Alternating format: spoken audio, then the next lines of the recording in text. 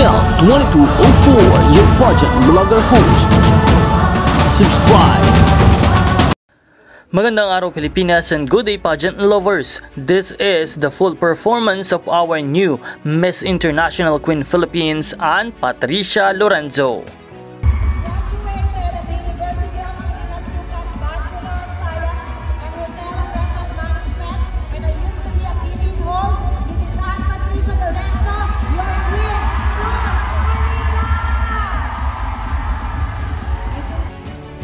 Sa self-introduction pa lamang ay dama na agad ang kanyang karisma, malinaw, makahulugan at punong-puno ng puso ang kanyang mensahe.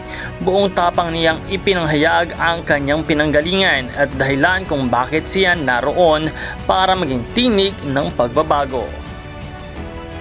Pagdating sa swimsuit round, ibang klase ang lakas ng dating ni Ann Patricia. Confident, fierce and elegante, hindi lang niya pinakita ang kanyang pangangatawan kundi ang kumpiyansa sa sariling tunay na ganda. At sa evening gown segment naman, isa siyang diyosa, nakasuot ng malaharing kasuotan.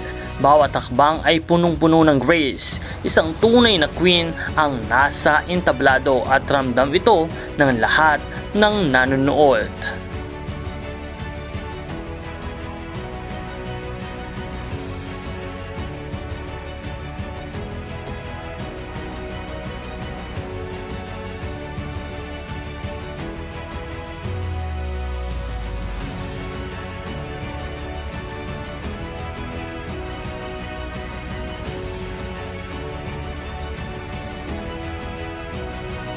Hanggang sa pinakahihintay na sandali, kinoronahan nga bilang Miss International Queen Philippines si Ann Patricia Lorenzo.